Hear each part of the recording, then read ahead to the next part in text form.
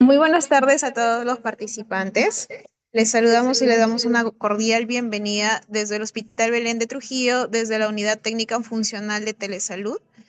Bienvenido a todo el personal de salud a la telecapacitación del día de hoy, 27 de noviembre, con el tema esta vez sobre dermatitis atópica, a cargo del doctor Marco Daniel Gastañudí Peña, médico dermatólogo de la especialidad de dermatología del Departamento de Medicina del Hospital Belén de Trujillo.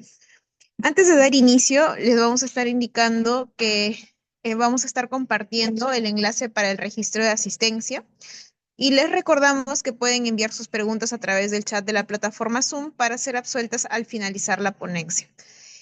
Así también se les hace recordar que estén pendientes de sus micrófonos para que no haya ningún tipo de intervención o inconveniente durante la ponencia del especialista.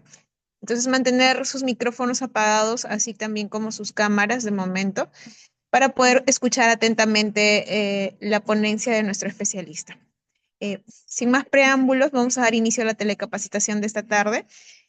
Muy buenas tardes, doctor Marco Gastañudí Peña. Es un privilegio tenerlo con nosotros esta tarde. Bienvenido y adelante. Le escuchamos, doctor. Sí, buenos días. ¿Sí me escuchan? Sí, doctor, le escuchamos Ya, perfectamente. perfecto. Bien, entonces, bueno, ya se hicieron las presentaciones respectivas. Hoy día nos convocan para hablar de un tema muy importante dentro de la especialidad de la dermatología. En realidad es una de las consultas más frecuentes que tenemos del día al día. Como vamos a ver, es una enfermedad que tiene muy alta prevalencia. Y creo que es un tema que constantemente deberíamos estar revisándolo por el impacto que tiene tanto en los pacientes como en los familiares y obviamente también en nuestro sistema de salud, porque como vuelvo a repetir, es una de las consultas más frecuentes. Eh, no sé si está corriendo la imagen, creo que no. Licenciada, si me puede ayudar. Sí, doctor, dele clic a la pantalla y luego le da con la flechita Vamos a ver. Ya, derecha. perfecto, perfecto. Sí, Ujú, ya está, ya estamos. gracias. Entonces siempre cuando hablamos de dermatitis atópica, siempre, digamos, tenemos algunas ya ideas preconcebidas, ¿no? Y siempre pensamos que dermatitis atópica es un niño que tiene alergias. Y en realidad no está muy lejos de la realidad, pero el primer término que utilizamos siempre cuando vemos un paciente en el contexto de una dermatitis atópica es el término atopía, ¿no? Entonces siempre hablamos de un niño atópico, de un paciente atópico, eh, de atopías en general, ¿no? Y la atopía no es más que otra cosa que la tendencia a reaccionar de manera exagerada frente a determinadas sustancias que se pueden manifestar como distintas enfermedades. Entonces, es una tendencia a reaccionar de manera exagerada. Hay muchos pacientes o hay muchas personas que tienen atopías o signos de atopía, ¿no? Por ejemplo, acá en esta vemos una, una triada atópica que clásicamente la vemos en los consultorios de las diversas especialidades y hablamos pues de esta triada atópica muy frecuente, muy común. Hablamos de una reactividad en el caso de una enfermedad como es el asma, de una rinitis alérgica y bueno, en nuestro caso una dermatitis atópica, ¿no? Entonces es una triada que es bastante clásica y que pueden manifestarse de manera simultánea. O sea, un paciente con dermatitis atópica tiene ya, digamos, una historia previa de síndromes obstructivos, bronquiales o diagnóstico de asma o de rinitis alérgica, ¿no? Entonces, como decía, una enfermedad muy común. La dermatitis atópica es en realidad una enfermedad inflamatoria de la piel, es una enfermedad pruriginosa, crónica, recidivante, de curso y pronóstico variable y ocasiona trastornos físicos por las lesiones o las manifestaciones clínicas que vemos, pero también ocasiona trastornos emocionales tanto en el paciente como en la familia, sobre todo cuando deja o cuando hasta se convierte en una dermatitis atópica severa o crónica y que deja algunas lesiones que no tienden a remitir de manera pronta, ¿no? Entonces, ocasiona en los niños, en los adolescentes, en los púberes, ocasiona algunas veces trastornos emocionales, y estos hacen que la familia pues esté, digamos, enmarcada en un problema que ya no es tanto por la enfermedad en sí, sino también por digamos, las posibles alteraciones emocionales del paciente. No es una enfermedad nueva, esta enfermedad ha sido descrita ya hace más de 100 años. Antes, por supuesto, se utilizaban otros términos. Por ejemplo, tenemos en 1920 que se le dio el nombre o le dio el sentido de extraña enfermedad, ¿no? O sea, no tenía un nombre como el que conocemos ahora, pero ya desde 1930 se conoce a esta entidad como una dermatitis atópica. Le decía que es muy prevalente, ¿no? Esta enfermedad a lo largo de los años va disminuyendo su prevalencia. Quiere decir que tenemos más prevalencia en las primeras edades, ¿no? Entonces, de estos niños con dermatitis atópica, el 70-80 de los niños, el 70-80% de los niños presentan antecedentes familiares o personales de enfermedades atópicas. De hecho, es uno de los criterios para hacer el diagnóstico. Ya adelantamos que el diagnóstico es un diagnóstico clínico. Más adelante vamos a ver cómo tenemos unas guías, unos criterios para realizar el diagnóstico de una dermatitis atópica. Pero en la experiencia que tenemos en estos años de dermatología, vemos que todos los niños que tienen o que sospechamos de una dermatitis atópica, prácticamente todos tienen eh, antecedentes familiares, hermanos, tíos, primos, papás, mamás, abuelos con alguna enfermedad o alguna atopía, ¿no? Enfermedades atópicas o alguna atopía. Afecta a todas las razas, es más frecuente en el sexo femenino, ligeramente más frecuente. El 80% de estos niños desarrollan asma o rinitis alérgica. Hemos visto un gráfico que nos indicaba, yo les decía que se puede presentar en simultáneo y se produce en todas las edades, pero como decíamos, es más prevalente, es más común en niños en las primeras edades, ¿no? Ahora, hay un dato interesante que en todos los libros y las bibliografías se pueden revisar, ¿no? Se presenta con más prevalencia en zonas industrializadas. O sea, estos datos, estas estadísticas, vemos que en zonas que ya tienen un buen, digamos, un buen ingreso per cápita, o sea, donde hay más cuidados, más atenciones para el niño, hay más prevalencia de dermatitis atópica, ¿no? Y tiene algunas, digamos, teorías, ¿no? Y una de esas teorías es la creación de anticuerpos cuando uno está expuesto, pues, a sitios más severos, digamos, o condiciones de vida más severas, ¿no?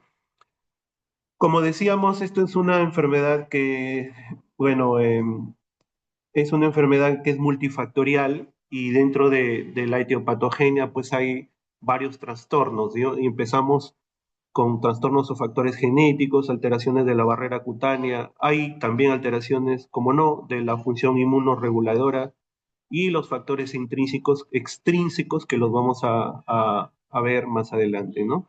Pero hablamos siempre de una enfermedad multifactorial, ¿no? Acá estamos colocando algunos digamos, de los factores que tienen mucha relevancia sobre la aparición de la enfermedad, la manifestación de la enfermedad y su evolución, pero como vamos a ver, o sea, hay todavía algunos factores que, sobre todo los extrínsecos que están en estudio, que solamente son factores que se pueden, digamos, que se tienen como antecedentes o que se tienen como, digamos, factores que pueden ocasionar alguna manifestación en algunos niños, pero no en todos, ¿no? Entonces, todavía es una enfermedad en la que seguimos estudiando y seguimos aprendiendo todos los años, siempre hay algún avance, siempre hay alguna nueva teoría, ¿no? Y es muy importante porque dentro de la etiopatogenia o la fisiopatología, pues encontramos los factores que más adelante seguramente vamos a tener medicamentos que sean, digamos, específicos para poder tratar directamente estos factores que están involucrados en la enfermedad.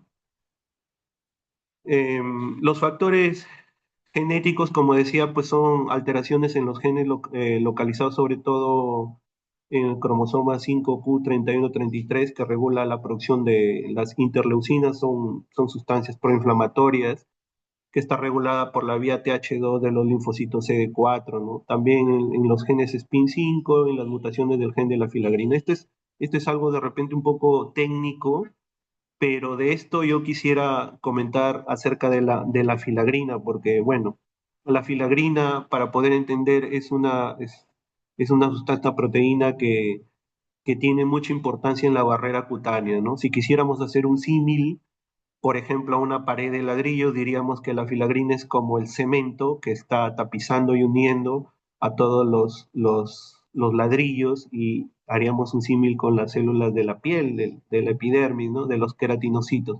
Entonces es muy importante en la barrera cutánea y se ha visto pues que en alteraciones genéticas que, digamos, interfieren con la función de la filagrina, con su producción, entonces hay una mayor susceptibilidad para tener estas alteraciones en piel, ¿no? Los pacientes que tienen estas alteraciones, pues, ya se ha demostrado que son más propensos a tener una dermatitis atópica porque se está ocasionando una alteración en la barrera cutánea.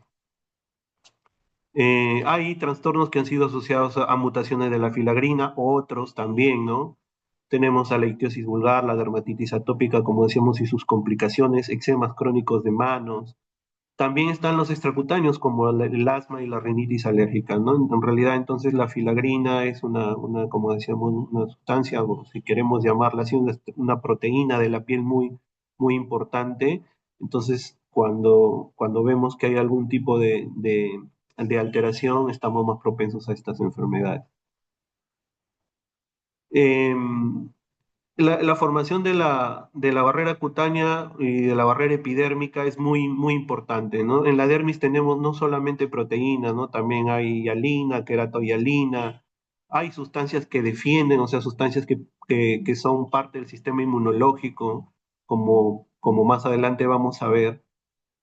Pero, como decía, hablando de la filagrina, este es muy importante porque además de mantener una barrera cutánea impermeable, evita también que haya pérdida del agua, o sea, hay una deshidratación de la piel, y además es la responsable de mantener el pH ácido, que es un factor protector en la piel, ¿no? Entonces, esta proteína es muy importante. Tiene también productos de su degradación, algunos ácidos que forman, como decía, parte de la barrera protectora del epidermis, y a su vez hacen de que el pH pues esté en las concentraciones adecuadas, ¿no? Bueno, este es un esquema para ver cómo se mantiene más o menos la indemnidad de la barrera cutánea. Todos sabemos que en la piel también hay una flora propia de la piel, y esta flora está compuesta por bacterias, virus, parásitos. Entonces, una barrera cutánea adecuada, digamos que mantiene a raya o no permite la penetración de estas bacterias también, ¿no? Más adelante vamos a ver que en la dermatitis atópica hay una disregulación de esta flora, pero bueno, la barrera cutánea, como decíamos, es la que impide que estas bacterias puedan proliferar y penetrar, ¿no? Dentro de la piel o los estratos de la epidermis, que es la capa superficial de la piel. Entonces, esa es básicamente, digamos, la función que nos da esta barrera cutánea, ¿no? Uno, el protegernos de la flora propia. Dos, protegernos de los factores externos. Y tres, una función que evita, digamos, la pérdida de agua, la deshidratación de la piel, ¿no? Si la piel se deshidrata, se seca, hay grietas. Si hay grietas, hay penetración de las bacterias de la propia flora, los virus o los parásitos, como mencionamos, ¿no? Vemos acá pues la alteración de la función de la barrera cutánea o epidérmica. Entonces, en este esquema pues vemos que ya dañada la barrera, pues van a entrar los ácaros, el polvo, la Staphylococcus aureus, que es uno de las bacterias que vive en la piel y que está muy relacionada con la alteración o la exacerbación del cuadro en la dermatitis atópica. También puede haber pues de los factores externos, ¿no? Como los alergenos, ¿no? Que pueden venir de otros, de ropa, de peluches, de juguetes, etcétera, ¿no? Están también relacionados a la polución, el humo, el tabaco, el humo en las cocinas, etcétera, ¿no? Entonces, una barrera, una función de la barrera o una buena barrera epidérmica hace que todo esto no afecte, pues, a la piel. Hay trastornos inmunológicos, por supuesto, no hablamos de los trastornos genéticos, ahora vamos a mencionar los trastornos inmunológicos.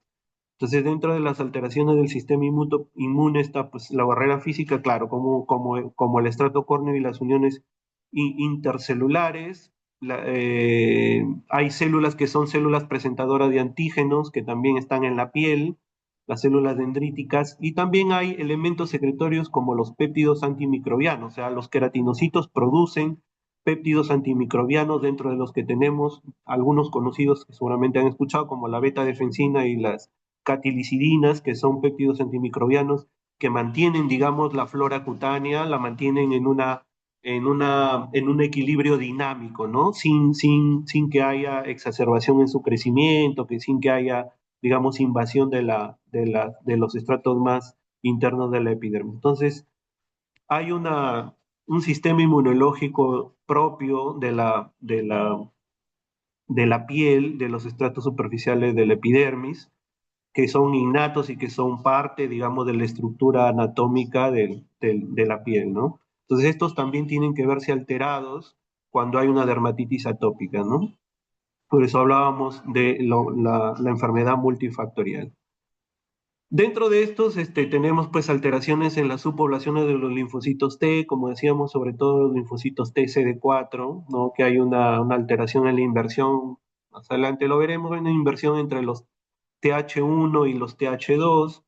Hay alteraciones de las células de Langerhans, células presentadoras de antígenos, y hay niveles elevados de inmunoglobulina E, ¿no? Decíamos que en las subpoblaciones de los linfocitos T pues, están alterados sobre todo TH1 y TH2, que estos producen, como vemos en el esquema, median la producción de algunas interleucinas o unas sustancias que son proinflamatorias, ¿no? En el caso del TH1, por ejemplo, la interleucina 2, el interferón gamma y el factor de necrosis tumoral, que favorecen pues la hipersensibilidad retardada activando a los macrófagos, ¿no?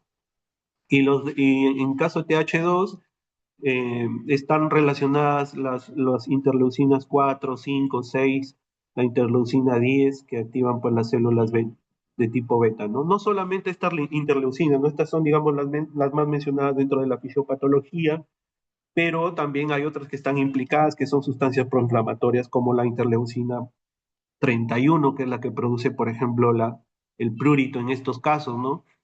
Y también incluso otro tipo de interleucinas que son interleucinas proinflamatorias. Decíamos que aquí en este tipo de alteraciones del sistema inmunoadaptativo pues hay un predominio de las TH2, de las células TH2 que aumenta o que producen algunas interleucinas proinflamatorias, y esto a su vez se ve en la producción incrementada de inmunoglobulina E, ¿no? También hay alteraciones de la célula de Langerhans. Hay una alta expresión del receptor, tienen una alta expresión para el receptor de las inmunoglobulinas C, y estimularían los linfocitos T hacia la secreción de más citocinas, las que hemos visto, interleucina 4, 6, 13, 31, 33, y esto se convierte en un círculo vicioso. Mientras más estimulación de sustancias proinflamatorias, se liberan más o se estimulan más células que van a liberar a su vez más sustancias proinflamatorias, ¿no?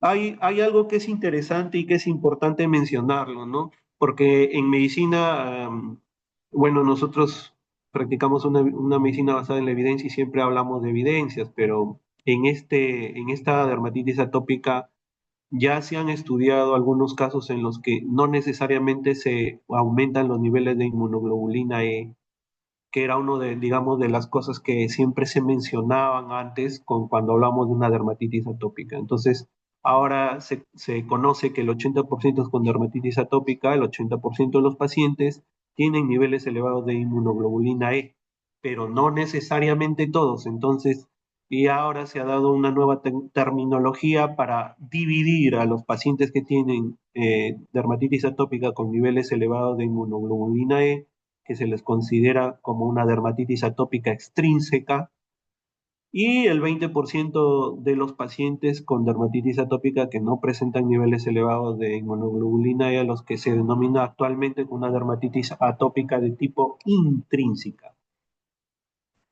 Bueno, entonces la inmunoglobulina E se une a los mastocitos y basófilos e inducen una marcada respuesta inflamatoria. Esta enfermedad es una enfermedad netamente inflamatoria, ¿no? Es multifactorial, sí, pero tiene que haber inflamación, hay productos que, digamos, perpetúan la inflamación, y esto hace de que esta sea pues una enfermedad crónica o recidivante y que siempre tenga manifestación. Dentro de los factores extrínsecos podríamos hablar de una dieta. Esto también está bastante discutido. Hay en algunas personas algunas sustancias que pueden ocasionar algunos fenómenos como la aparición de eczemas, ¿no? Se habla de las frutas y ácidos, con apariciones de fenómenos irritativos locales. Algunos pueden inducir un urticaria, un shock anafiláctico, ¿no? Mediados por la de hipersensibilidad tipo 1, o incluso inducen el agravamiento del cuadro cuando ya hay manifestaciones clínicas, y algunos de los alimentos pueden ocasionar agravamiento del cuadro, ¿no? Entonces, la verdad es que las respuestas son muy diversas en los niños con dermatitis atópicas. A algunos les hace mal algún alimento, a otros no. Es una respuesta bastante idiosincrática, o sea, cada cuerpo responde de una manera diferente, pero sí hay algunos estudios en los que nos indican que habría algún tipo de comida, de dietas que deberíamos evitar, sobre todo cuando el niño ya tiene el cuadro instalado, ¿no? Ya sea las manifestaciones leves, moderadas o severas. Tendríamos que evitar algún tipo de alimentación, de alimentos que pueden agravar eh, las manifestaciones clínicas. Y bueno, ya en eso nosotros ya conocemos algunos alimentos, ¿no? Básicamente la dieta tendría que ser una dieta hipoalergénica, y estamos hablando pues del retiro de comidas y frutos ácidos, ¿no? De repente chocolate, las comidas picantes, las comidas que pueden desencadenar una mayor vasodilatación, ¿no? Hay otros alergenos extrínsecos, otros factores extrínsecos que también ya los conocemos, por ejemplo, la asociación de procesos atópicos de vías respiratorias con alergenos como el polen, el polvo de casa, los ácaros, los pelos de animales, los peluches, ¿no? La ropa guardada, los materiales sintéticos que tanto ahora están de moda y al alcance, ¿no? Ahora casi todo lo que tenemos cerca de la ropa o ropa de cama es de material sintético, ¿no? Entonces, obviamente que estos materiales son materiales que pueden, digamos, empeorar el cuadro, ¿no? O perpetuar los cuadros, o sea, hacer que sean más largos sin que haya una mejoría a pesar de los tratamientos que podríamos estar dando al paciente, ¿no?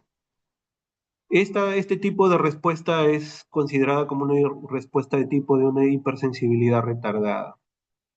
Y como decíamos, hay dentro de la piel una flora que todos sabemos que existe, ¿no? En nuestra piel hay, digamos, una serie de bacterias, de virus y parásitos, pero especialmente algunos que están implicados en la exacerbación del cuadro de dermatitis atópica, que ya se ha estudiado, ¿no? Tenemos Staphylococcus aureus y algunos otros que a través de mecanismos mediados por la inmunoglobulina E son los que producen una exacerbación del cuadro, ¿no? Se habla de la malacesia furfur, ¿no? También dentro de la piel, pues tenemos eh,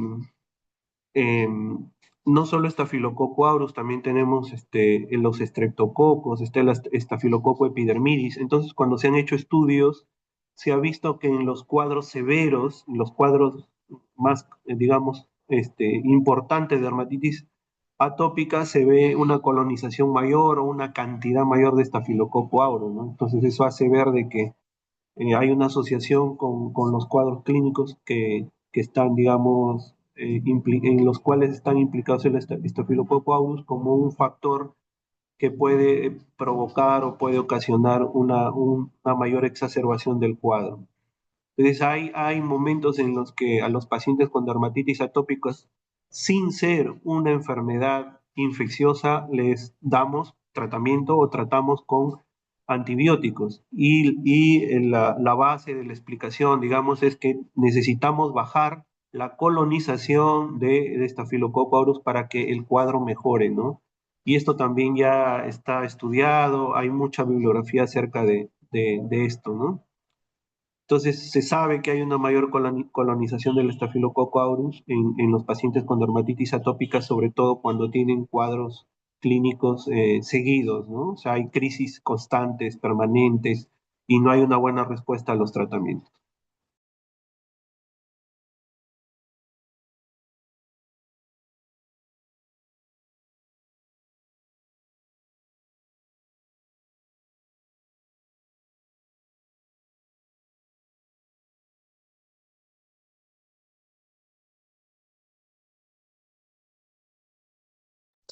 Doctor, disculpe, su audio se cortó.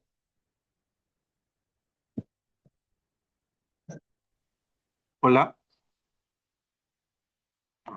Sí, ahora sí logramos escucharlo. Ya, perfecto. Entonces decíamos que este esquema es un esquema en el que podemos ver cómo hay una disrupción de la barrera cutánea y al haber una disrupción de la barrera cutánea hay una penetración, una mayor colonización del estafilococo aureus, ¿no? Entonces se produce una disbiosis, se llama lo que llamábamos una alteración, digamos, en la cantidad o la concentración de las bacterias que colonizan la piel. Cuando hay un crecimiento de las bacterias como el Staphylococcus aureus, hay una disminución de los péptidos antimicrobianos. Además, el pH aumenta, miren. Entonces sabemos que el pH de la piel tiene que ser por debajo de 7, ¿no? En general hablamos de un pH óptimo de la piel en 5, un pH 5. Cuando hay una colonización exagerada, digamos, una mayor colonización del Staphylococcus aureus, vemos que el pH aumenta. Entonces, al aumentar el pH ya no sirve como una barrera protectora. Si los péptidos antimicrobianos bajan, ya no nos sirven como una barrera protectora. Entonces, si hay una disrupción de la piel, hay una grieta, hay una herida, ya no nos sirve como una barrera protectora, ¿no? Entonces, todas estas alteraciones hacen de que haya una, digamos, una alteración, una disrupción en la en la barrera protectora de la piel, y eso a su vez lleva a consecuencias como la disminución de la producción de filagrina también, ¿no? Que decíamos que es como el cemento que está ahí ayudando a tapizar y a pegarse a todos los queratinocitos, ¿no? Esto es igual, es una en la que, bueno, están complejamente involucrados todos los, digamos, los factores que hemos mencionado en la disrupción o en la barrera de la piel. Hay muchas alteraciones, ¿no? La activación de las citoquinas proinflamatorias, como mencionamos, que acá también las estamos viendo en el esquema, que es muy importante. La disminución de los, de los péptidos antimicrobianos, la degranulación de los mastocitos liberando grandes cantidades también de histamina, por ejemplo, ¿no? Bien. Hablamos también de otros factores como son parte de digamos, de lo que no podríamos evitar, que es la climatología, ¿no? eh, Factores extrínsecos o externos que son parte ya pues, de donde el paciente se desenvuelve o se desarrolla, pero tenemos sobre todo dos escenarios en los que este cuadro puede empeorar. Una sequedad excesiva, o sea, climas muy secos, y el otro es un clima muy húmedo. Entonces, en estas dos, digamos, en estos dos tipos de climas, el paciente va a tener problemas o va a empeorar. Son los extremos del espectro, digamos, del ambiente, ¿no? Y se han hecho estudios en los que eh, se, se prueba o se trata de encontrar un ambiente óptimo, hablando de humedad, para que el paciente esté, digamos, de una manera satisfactoria, sin hacer muchos episodios de manifestaciones clínicas. Ustedes saben que en nuestro país pues hay climas extremos, ¿no? En Lima, por ejemplo, en la época de invierno llegamos a una humedad del 100% y las consultas de dermatología están llenas de pacientes con eczemas y dermatitis atópica, o sea, enfermedades alérgicas, ¿no? Porque, bueno, obviamente por la humedad, ¿no? Entonces, ya se han hecho algunos estudios y, bueno, no son totalmente satisfactorios, pero se concluyen en los estudios en que el clima óptimo para un paciente con dermatitis atópica debería tener una, una temperatura de entre 18 y 22 grados aproximadamente y una humedad de 50%, es un clima ideal, ¿no? No sé en qué lugares podríamos encontrar un clima ideal de esa manera, como la que se relata en los trabajos de investigación, pero bueno, eso es lo que se conoce, ¿no? Entonces también es importante conocer que en algunas épocas del año, como el invierno, puede haber exacerbaciones importantes para los pacientes con esta enfermedad y que los climas excesivamente secos también van a ocasionar alguna alteración. Y obviamente que, como decíamos, esta es una enfermedad tópica muy reactiva. Hay sustancias irritantes y sensibilizantes capaces de producir prurito. Se habla también de la polución. Miren, es un tema importante y dentro de la polución se ha estudiado a los pacientes que tienen papás con tabaquismo, que fuman o que están cerca de lugares como cocinas en las que se utiliza leña, otros productos que puedan ocasionar alguna alteración y se concluye que efectivamente estos son considerados factores intrínsecos que van a hacer que la piel tenga una disregulación, ¿no? Entonces, también a tener en cuenta esto que es el clima y los factores intrínsecos como sustancias irritantes que van a, a interferir en esto, ¿no? Ahora, las manifestaciones clínicas. Hablamos ahora de las manifestaciones clínicas. Son lesiones cutáneas, ¿no? Puede haber lesiones cutáneas, como vamos a ver, hay lesiones en niños pequeños, en niños preescolares, púberes y adolescentes, ¿no? Pero básicamente se trata de placas eczematosas. Puede haber folículos, pápulas, puede haber pápulas foliculares, puede haber vesículas, puede haber alguna otra manifestación, claro, puede haber de hecho hay una cerosis, una resequedad, puede haber sobreinfecciones que pueden provocar lesiones exudativas, sí, cuando hay sobreinfecciones, ¿no? Pero la placa típica, perdón, la lesión típica de la dermatitis atópica es una placa, lo que conocemos nosotros como una placa eczematosa. Y aquí tenemos, bueno, estas fotos son lo mencionan así, es una dermatitis atópica de tipo aguda, ¿no? Generalmente en niños pequeños, pues en la región de las mejillas, ¿no? Se observa un eritema, eso hace ya pensar que hay un proceso inflamatorio, hay una cerosis, una resequedad y descamación fina, una descamación de tipo pitiriaciforme, si queremos decirlo en términos médicos, o sea, una descamación muy finita y, y un signo principal, bueno, un síntoma principal es el prurito. Pues no, ya vamos a ver más adelante cómo podemos hacer el diagnóstico de acuerdo a las guías, pero básicamente el prurito es un signo que nos señala ya una alteración importante dentro de la disregulación de la piel. Como subaguda, podemos ver pápulas, como decía, ¿no? Acá se ven en el dorso de las manos algunas pápulas, creo que no está muy clarito, pero bueno, esto trata de mostrarnos esta imagen, ¿no? Y esta es una fase crónica donde ya el prurito ha hecho de que haya mucha, digamos, rascado, ese rascado ha producido una liquenificación, que ha producido lesiones escoriativas y estas lesiones escoriativas se van haciendo va reparando el tejido y se va haciendo grueso, ¿no? Pero esta es una placa eczematosa, lo que vemos en pliegues, en flexuras, y esto todo hace un círculo vicioso, ¿no? Como decíamos, mientras más rascado, más lesión de la piel, se liberan más sustancias proinflamatorias, se liberan más sustancias que producen prurito, la piel se va dañando, se va liquenificando, se va sobreinfectando, ¿no?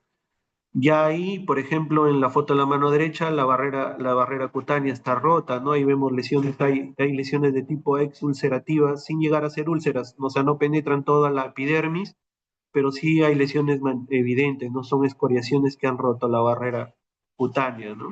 Entonces este niño tiene cerosis, o este paciente tiene una cerosis marcada, una piel reseca, tiene lesiones de tipo grietas, tiene una placa eritematodescamativa, tiene exulceraciones, tiene liquenificación, ¿no? Tiene una serie de manifestaciones clínicas que, bueno, son propias de este tipo de, bueno, la dermatitis atópica.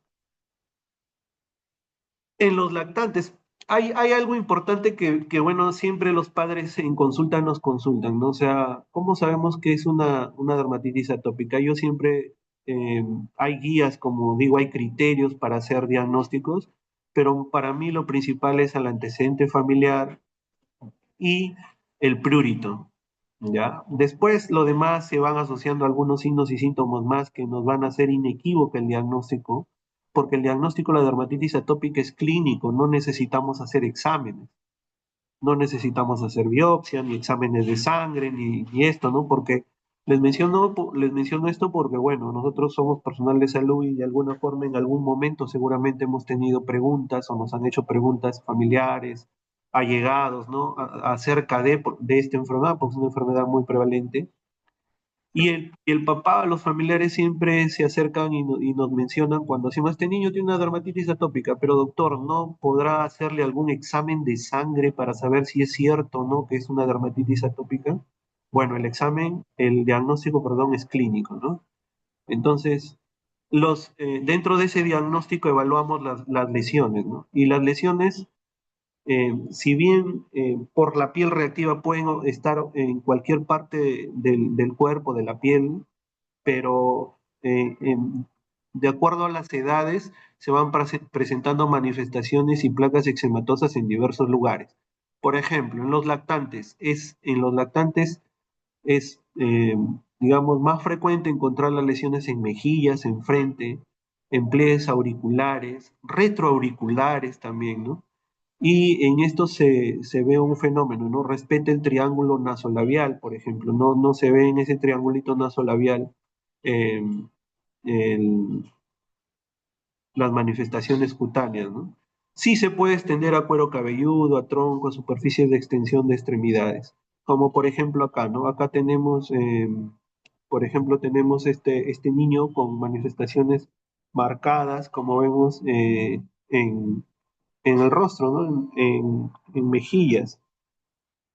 Y otra de las preguntas que siempre también nos hacen es, ¿cuándo inicia o desde qué mes, desde qué semana? Porque hay niños bien pequeñitos, ¿no? Hay niños que nacen y a las 2, 3 semanas ya están con manifestaciones de dermatitis atópica, ¿no? Sobre todo en párpados, mejillas, pero la dermatitis atópica en lactantes no tiene una edad en la que puede iniciar. O sea, vemos niños, como les repito, desde casi recién nacidos, o sea, a los pocos días, a las pocas semanas empiezan las manifestaciones, como pueden presentarse a los 2 meses, al tercer mes, al cuarto mes. Lo digo porque en esta diapositiva pues dice comienzan a partir del segundo mes, pero no es tanto así, ¿no? Tenemos pacientes que tienen manifestaciones clínicas desde los pocos días de nacido, ¿ya? Entonces, evidentemente que hay una alarma cuando es así, ¿no? Porque los pacientes al inicio no saben cómo cuidar al bebé o cómo tratar, en todo caso, cómo mantener lejos de los alergenos y las cosas que hemos visto que pueden ocasionar alteraciones en la piel.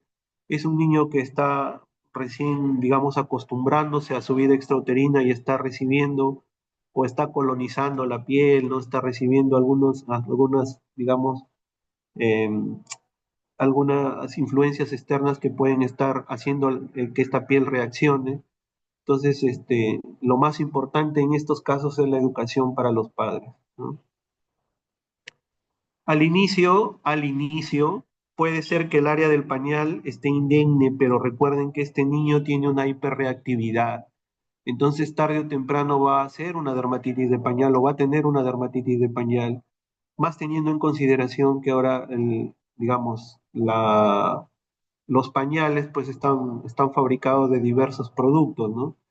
Entonces hay pañales que son de algodón, pero hay otros pañales que tienen más componentes sintéticos, incluso las ligas digamos el pega-pega que tienen los pañales pueden ocasionar irritación a los niños, ¿no? Los productos que se aplican, el jabón, el shampoo, etcétera, ¿no? Y en los niños de 2 a 12 años ya se ven más en pliegues antecubitales, popliteos, cuello, muñecas y tobillos, ¿no? Esos son los sitios más frecuentes. Eh, las manifestaciones pueden ser permanentes, o sea, yo hablaba de que inician a los pocos días de nacido, a las pocas semanas, y puede haber niños que tengan manifestaciones de manera eh, continua, o sea, que no se vayan del todo las manifestaciones, ¿no? Que se exacerben y se mejoren, se exacerben y se mejoren, pero siempre estén permanentemente en alguna parte del cuerpo. Sí, pero también hay pacientes que dejan de tener placas eczematosas o dejan de tener manifestaciones clínicas y que se van reactivando luego de 1 año, 2, 3 años.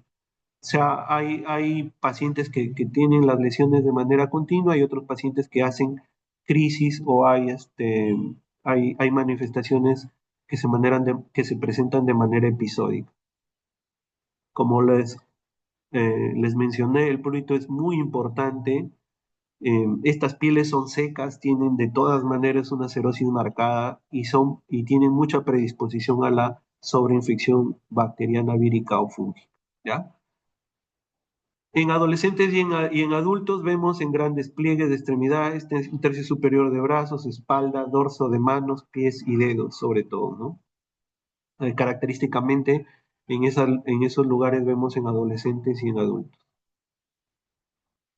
Y acá vemos, por ejemplo, estas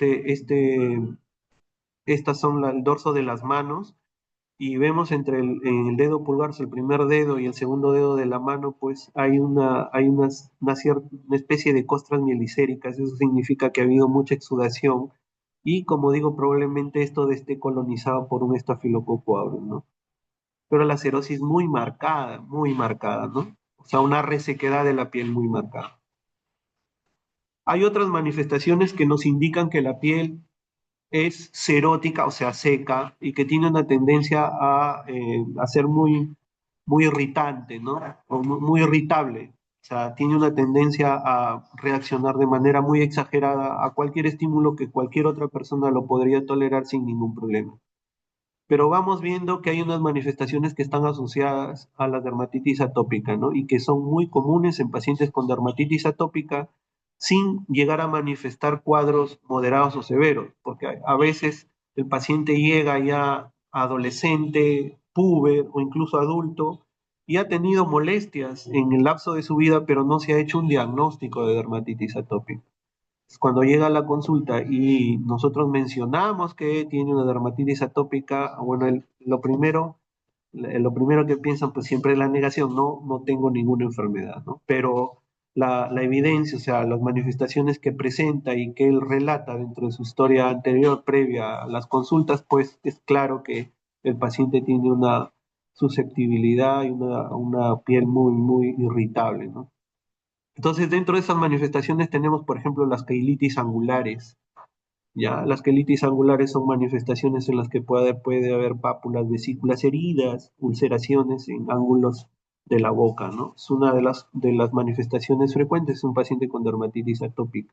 También la queratosis pilar, que es muy confundida cuando es moderada o severa con acné, ¿no? A veces vienen los pacientes y nos dicen, tenemos acné en los brazos, en los hombros. Incluso en la queratosis pilar puede afectar áreas mandibulares, ¿no? Son pápulas eritematosas, monomorfas, se siente la piel rugosa, es evidente que hay una cerosis, una resequedad de la piel, ¿no? Son manifestaciones que están muy asociadas a la dermatitis atópica.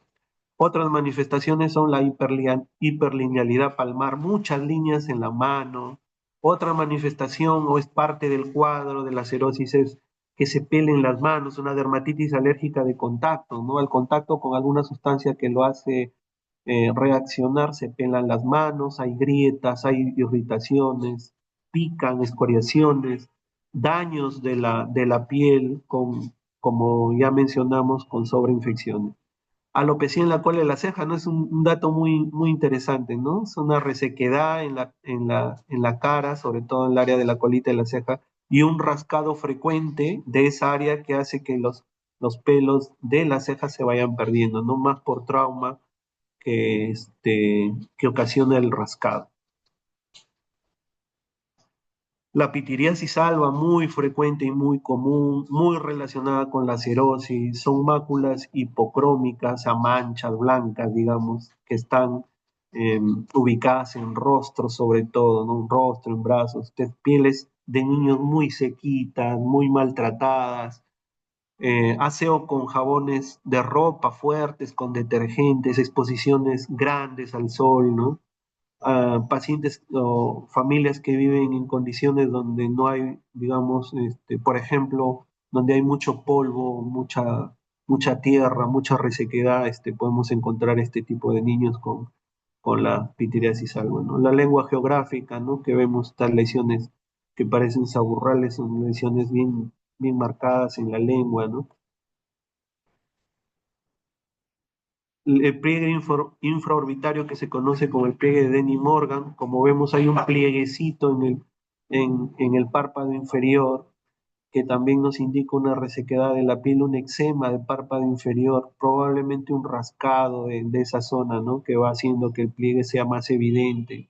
Una alteración también como el queratocono, ¿no? Que ya esta alteración, pues ya cuando vemos a algún paciente ya nosotros derivamos a oftalmo para que den el tratamiento y la corrección adecuada. La lubricación adecuada también de esa área, ¿no? Bueno, entonces decíamos que hay criterios para hacer el diagnóstico, ¿no? El diagnóstico hay básicamente digamos, dos consensos para hacer el diagnóstico clínico. Uno se llaman los criterios de Hanafin y Rajka, y hay otro consenso que son los criterios británicos, ¿no? Vamos a mencionarlos, ¿no? O sea, esos criterios de Hanafin y Rajka, para hacer el diagnóstico, pues hay que tener tres criterios mayores y tres menores, ¿no?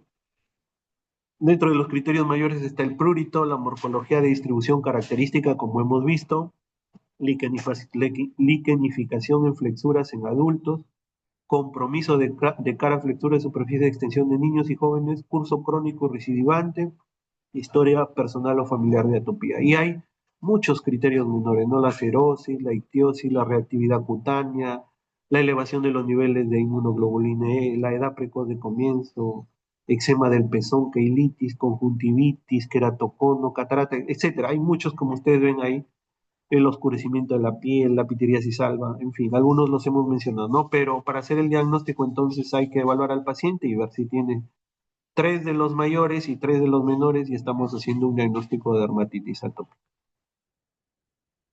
Este es el consenso del Reino Unido, ¿no? Que es más fácil y que el que nosotros usamos porque en realidad llegar a tener tres criterios mayores con el consenso de Hanifin, a veces no lo tiene el paciente y eso no significa que no tenga una dermatitis atópica, ¿no? En cambio, con los criterios del Reino Unido es más fácil, solamente hay que tener un criterio mayor, que es el prurito, y tres criterios menores, digamos, ¿no? Tres o más. El compromiso de pliegues o mejillas, la historia familiar, personal o familiar de atopía, la piel seca en el último año, eczema en flexuras visibles en mejillas, frente, extremidades distales menores de 4 años y el inicio de la enfermedad antes de los 2 años, ¿no? Entonces, cualquiera de esos tres, no, perdón, con tres criterios menores y prurito, ya estamos haciendo el diagnóstico. Entonces, acá sí, pues, eh, yo diría que todos los niños con dermatitis atópica, por ejemplo, tienen la piel seca. Hay de todas maneras historia familiar, ¿no? Raro, hasta ahora no, todavía no tengo algún paciente que no me haya dicho dentro de su historia clínica, no tenga historia familiar de atopía. Entonces, con estos criterios hacemos el diagnóstico y es fácil hacer un diagnóstico de dermatitis atópica, ¿no? Teniendo en consideración estos criterios diagnósticos del Reino Unido, el consenso británico, como se conoce, podemos hacer el diagnóstico de dermatitis atópica. Hay diagnósticos diferenciales, por supuesto, ¿no? O sea, hay enfermedades que parecen una dermatitis atópica sin serlo, ¿no? Como la dermatitis seborreica en lactantes, ¿no? Incluso a veces los niños nacen y están con la costra láctea en el cuero cabelludo todavía, ¿no? Por semanas. Entonces, tendríamos que ir viendo de qué tipo de enfermedad y estudiando los criterios, como digo, para poder discernir y hacer una evaluación o un diagnóstico diferencial. Tenemos la dermatitis de contacto también, ¿no? Por el contacto con alguna sustancia que en ese momento irrita alguna parte del cuerpo, pero que sin el contacto de ese estímulo se cura y no tiene otro episodio, ¿no? Las escabiosis, ¿no? Escabiosis, la carosis, rasca-rasca, como es conocido, también puede producir lesiones en los niños pequeños, ¿no? Que nos pueden confundir, sobre todo porque el parásito se ubica en sitios donde la piel es delgada y donde no tiene mucho trabajo para hacer los famosos surcos sacarinos, y estos son pliegues, a veces periumbilical, ¿no?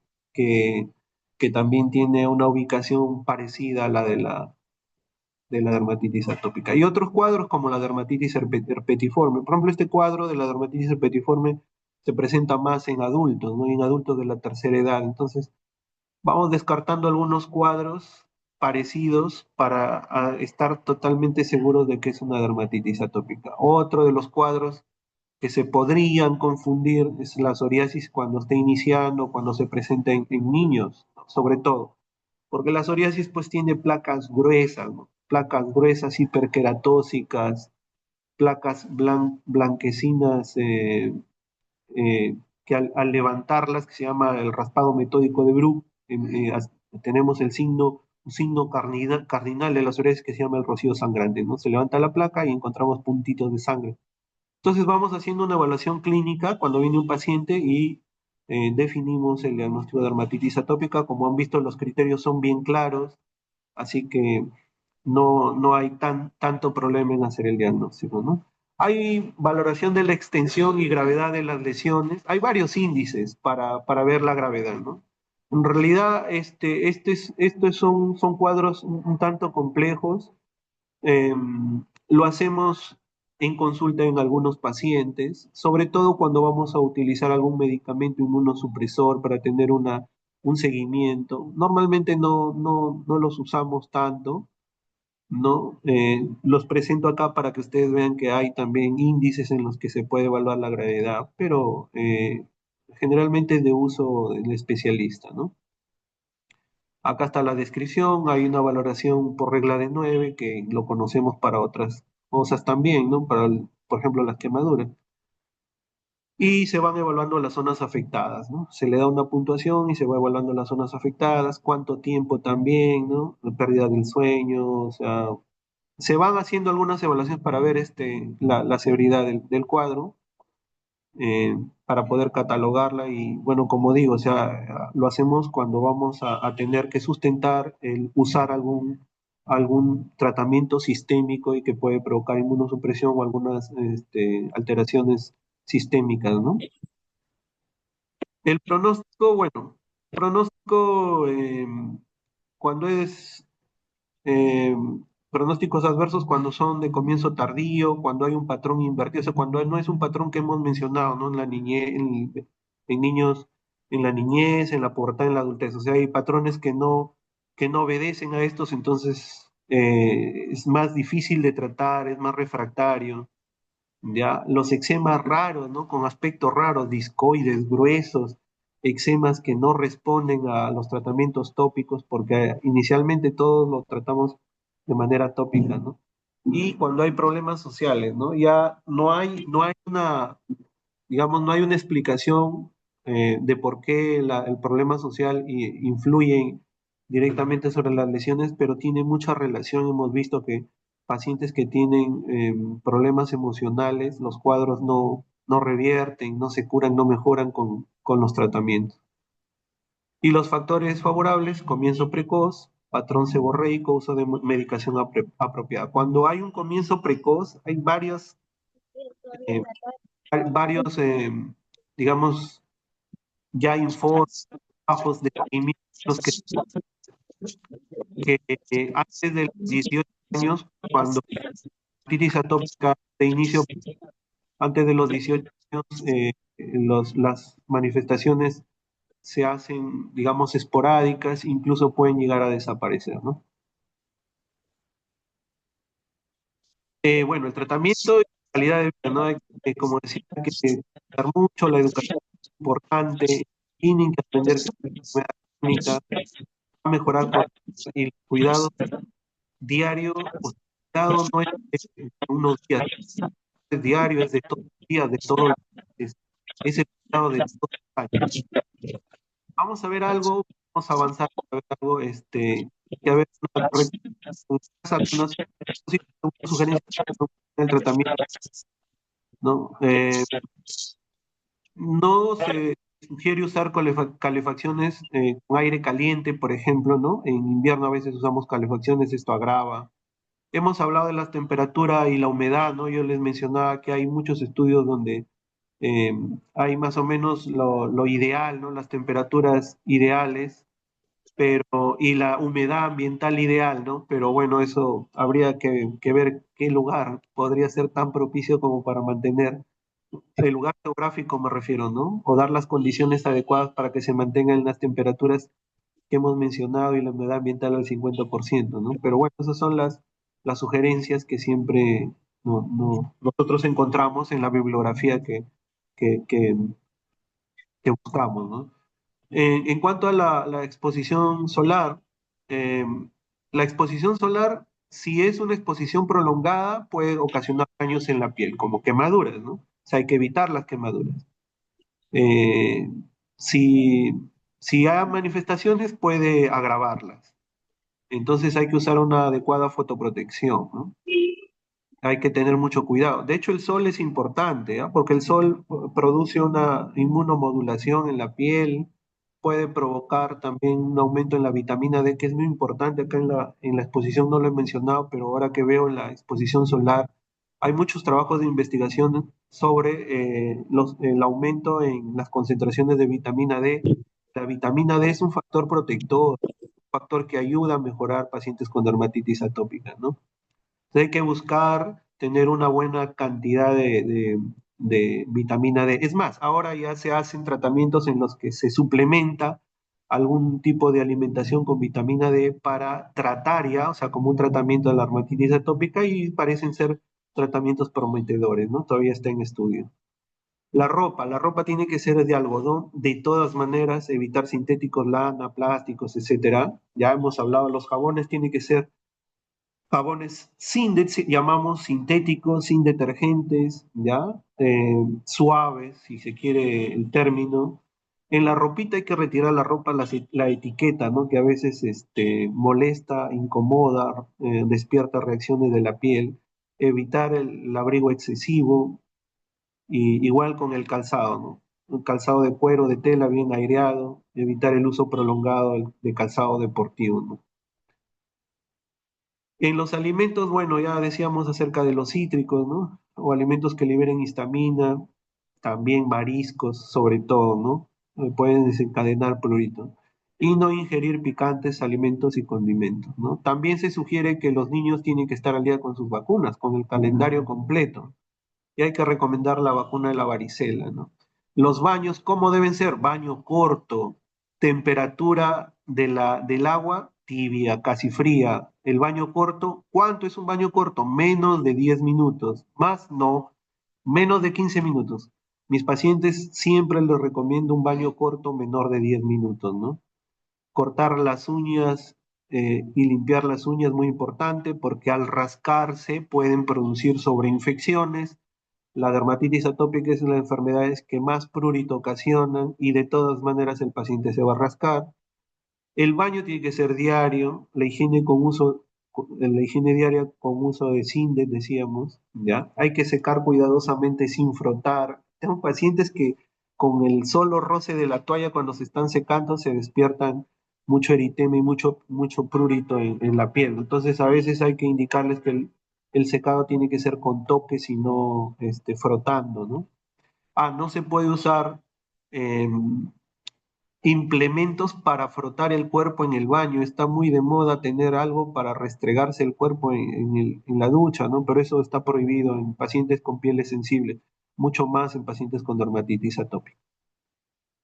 Cuidados permanentes, hay que hidratarse la piel, aplicación varias veces de cremas hidratantes, emolientes. El momento más adecuado, siempre la indicación debe ser después del baño, secado, hidratante.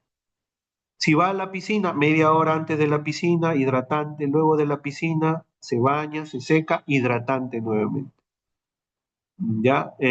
Hay muchas sustancias y hay muchas cremas hidratantes, emolientes, que tienen muy buen efecto. Hay infinidad de laboratorios, ahora hay muchas alternativas. Lo que sí les puedo decir es que sí deben usar una sustancia hidratante 2, 3, 4 veces al día porque eso no les va a lesionar la piel, al contrario, va a ayudar. Eh, con respecto al deporte, ¿no? Los baños con agua de mar suelen ser beneficiosos, salvo en brote, o sea, cuando el paciente está bien, se puede meter al agua de la playa, a darse un baño luego y hidratarse la piel. Igual, decíamos de la piscina, ¿no? También, luego de la piscina, aclarar el agua, o sea, aclarar con agua dulce, o sea, bañarse normal, sacar el agua de piscina que tiene pues harto cloro y volver a aplicarse el hidratante, ¿no? Igual cuando hay deporte, cualquier deporte, en estos pacientes el sudor produce prurito, el sudor produce una reacción alérgica, el sudor puede irritar la piel en algunos pacientes, entonces siempre después de hacer deporte, bañarse, ponerse su ropa de algodón, previamente secarse bien, humectarse y ponerse su ropa de algodón, ¿no? No se puede usar ropa sintética, ya sabemos. Para los tratamientos, ya cuando hablamos de tratamientos farmacológicos, usamos la hidroxicina, lo mandamos a preparar porque no hay en el mercado, ¿no? Pero igual lo seguimos usando, ahora se puede preparar en jarabe. Hay corticoides tópicos, hay de, digamos, de corticoides de baja intensidad, moderada y gran intensidad, pero no usamos, dependiendo de la edad y de las áreas, usamos alguno de estos corticoides, ¿no? No usamos, digamos, de manera generalizada alguno de ellos, sino que vamos evaluando las áreas y vamos viendo la gravedad del caso, porque a veces no necesariamente podemos usar corticoides, simplemente un hidratante y un cambio en los hábitos de higiene hacen que el paciente mejore, ¿no? La potencia del corticoide lo vamos evaluando, ¿no? Vamos viendo qué tipo de corticoide usamos, ¿no? De esto no creo que debamos tocar más, solamente saber que es uno de los tratamientos, los corticoides tópicos. De hecho, en todos los pacientes con dermatitis atópica leve o moderada, o sea, en crisis, debemos iniciar tratando con corticoides tópicos, ¿no? Además de todas las medidas que ya conversamos. El corticoide se recomienda 1 o 2 veces al día. Bueno, esto también ya ha sido estudiado. Ahora tenemos estudios en los que dice que usar una sola vez al día es lo mismo que usar 2 veces. Entonces, a veces solamente, dependiendo, como digo, de la gravedad, dejamos una sola vez al día, ¿no?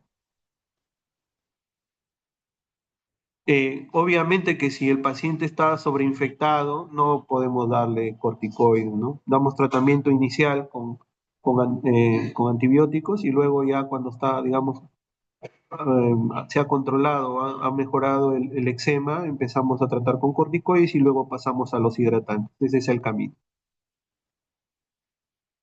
Aquí hay unas recomendaciones para ver en lactantes. En lactantes, en niños, no usamos los corticoides de alta potencia. Los que tenemos en el mercado de alta potencia son el clobetasol y la betametasona, ¿no? Generalmente utilizamos hidrocortisona, desonida, mometasona, algún otro, ¿no? Dependiendo como decía, de la edad y de la ubicación de las lesiones, ¿no?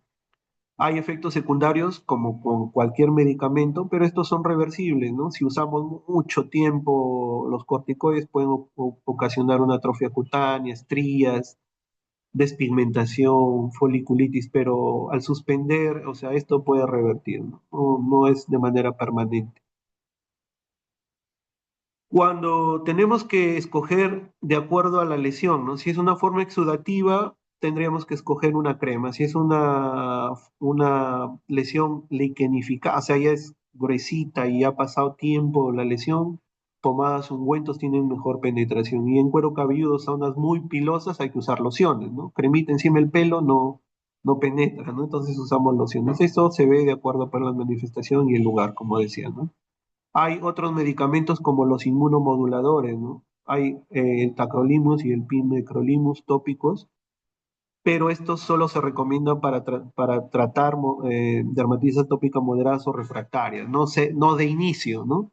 Entonces, a veces vemos que el paciente tiene una dermatitis atópica con manifestaciones clínicas leves, y que pueden tratarse solo con emolientes o con hidratación, pero ya están usando tacrolimus, o sea, ya usaron la bala de plata.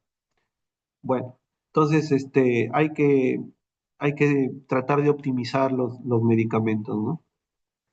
El pimecrolimus en este momento no lo tenemos, tacrolimus en el mercado. El pimecrolimus es difícil. Ahora están todavía estos medicamentos, como son medicamentos que se usan no hace mucho tiempo, tienen un precio elevado. El Ministerio de Salud no tenemos estos medicamentos. Como decíamos, estos son de segunda línea, ¿no? En eczemas atópicos moderados. No tratamos de usarlos en niños menores de 2 años. A veces lo usamos, pero la recomendación es que sea de 2 años en adelante. Y lo bueno es que no tienen efectos adversos muy marcados, ¿no? No tienen efecto. El que tenemos, como decíamos, en el mercado es el tacrolimus, lo usamos desde concentraciones de 0,03% hasta 0,1, ¿no? Y sí lo usamos aplicaciones diarias.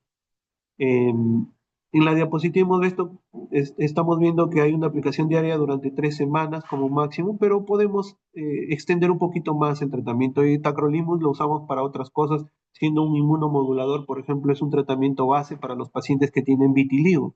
Y en estos pacientes lo extendemos más el tratamiento, ¿no? Igual en dermatitis atópica a veces no es suficiente 3 semanas, damos tratamientos mayores, ¿no?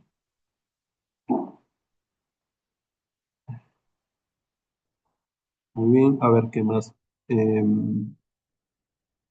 Cuando hay una dermatitis atópica severa, obviamente que vamos a darle tratamiento ya sistémico, ¿no? Y en esto, pues ya esto tiene que verlo y tratarlo un especialista. Tenemos fototerapia, corticoides sistémicos, inmunosupresores con oral, hablamos por ejemplo, y hay Estoy como medicamentos señorita, internos como los por anticuerpos ejemplo, ayer me compró, pero quiero comprar.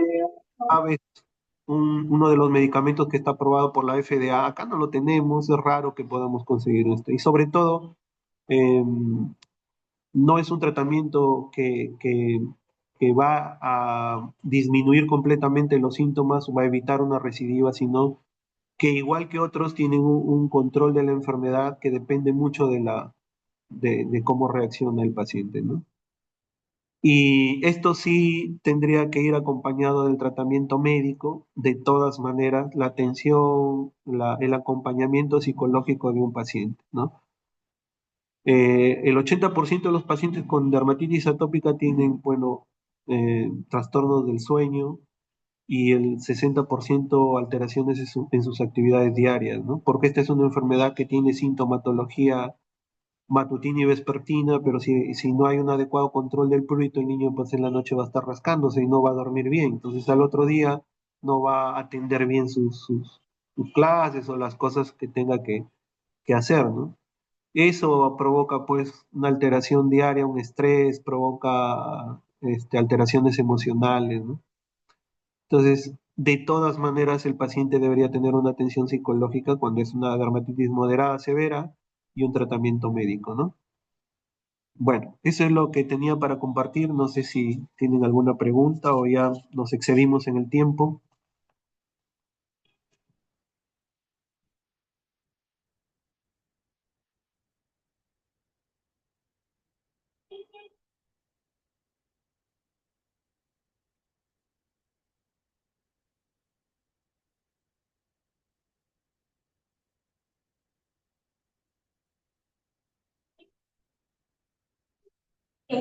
Doctor, muchísimas gracias por su ponencia, gracias por el tiempo que se ha dispuesto para el día de hoy poder brindarnos la telecapacitación.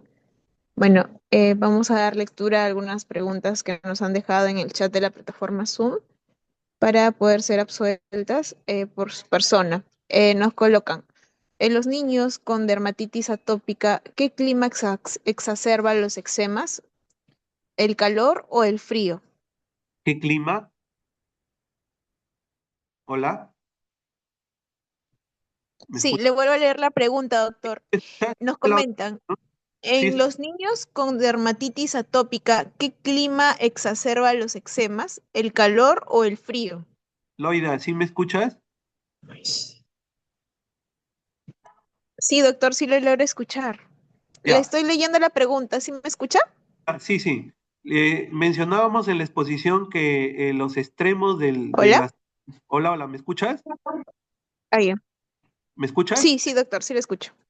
Mencionábamos que los extremos de las temperaturas son los que exacerban, ¿no? Pero sobre todo hablábamos de la humedad y de la resequedad, o sea, climas muy secos, climas, de repente acá en Perú, los climas de la sierra, hay unos sitios que tienen climas muy secos, pueden exacerbar la condición del paciente y los climas muy húmedos cuando la humedad es extrema, o sea, una humedad de 90, 100%, como tenemos en la costa peruana. Si hablamos de temperaturas, la temperatura que más afecta al paciente es la temperatura alta porque hay mucha sudoración. La sudoración provoca irritación de la piel, ¿ya? Pero resulta que en los climas con mucho frío, hay un sobreabrigo. Y el abrigo que nosotros hacemos generalmente en nuestros pacientes aquí en el Perú, pues, ¿con qué nos abrigamos aquí en el Perú? Con lana. Nos abrigamos con polar, con lana, con material sintético y eso ocasiona prurito, porque estos pacientes deben usar solo algodón, solo algodón. Por eso se hablaba de una temperatura ideal y la temperatura ideal es 20 grados, mira, y la humedad ideal para estos pacientes es 50% de humedad atmosférica. Entonces, no sé si está respondido, pero ¿qué más afecta? Bueno, los climas extremos, ¿no? Mucho calor o mucho frío, sobre todo el calor. Ok, doctor, muchísimas gracias por su respuesta. Continuamos con las preguntas. Nos colocan, ¿y la sudoración en la palma de las manos tiene relación con dermatitis atópica? Ya, la sudoración de la palma de las manos y planta de los pies se llama una hiperhidrosis. La hiperhidrosis palmo-plantar está ocasionada por digamos, por una eh, alteración en el sistema nervioso periférico, no hay una sobreestimulación de las glándulas sudoríparas y no tiene que ver con una dermatitis atópica de manera directa, ¿ya? No tiene que ver, o sea, tampoco es un criterio y tampoco es un signo, un síntoma, en este caso un signo de una dermatitis atópica, es otro tipo de alteración, ¿ya?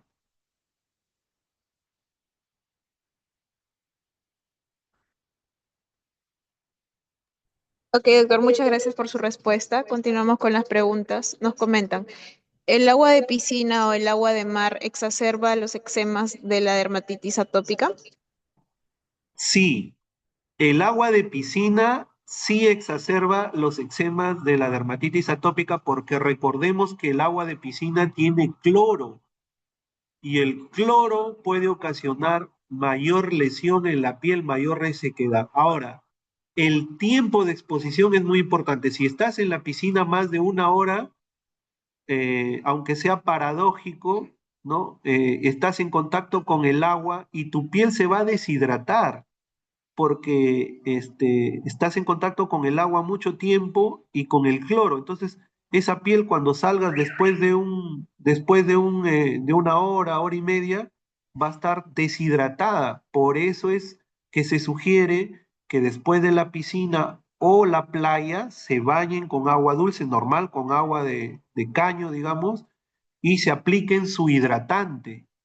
Entonces, sí, también el agua de mar, cuando hay placas eczematosas, o sea, cuando hay manifestaciones clínicas, también exacerban el cuadro.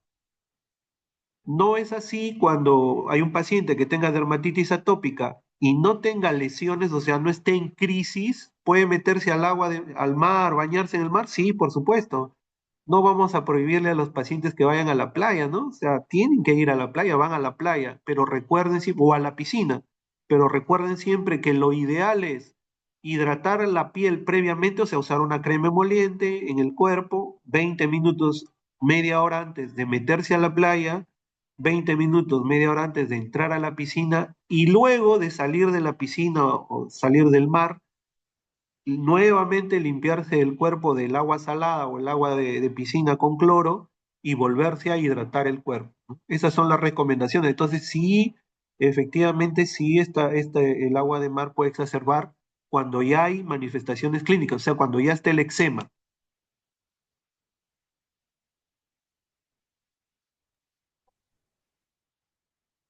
Doctor, muchas gracias por su respuesta. Como última pregunta nos comentan por aquí. Doctor, gracias por su excelente exposición. En el eczema pilaris en el adolescente, ¿qué se le puede indicar? Ya, hablábamos de la queratosis pilar, ¿no? En la queratosis pilar son manifestaciones, como decía, pápulas eritematosas que se presentan en varios lugares. En brazos, hombros, región mandibular, a veces nalgas, muslos también. La clave es lo mismo que hemos hablado para el tratamiento de la dermatitis atópica, o sea, jabones cremosos, suaves, jabones sin DET.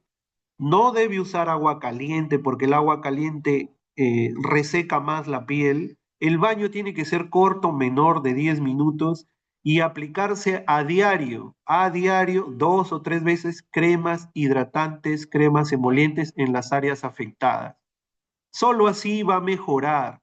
No se va a curar porque no es una enfermedad, digamos, una condición, es parte de la piel, de lo que el paciente tiene, de lo que, bueno, su familiar tiene. No es que sea una enfermedad infecciosa o que se tenga que curar o darle un tratamiento antibiótico, no.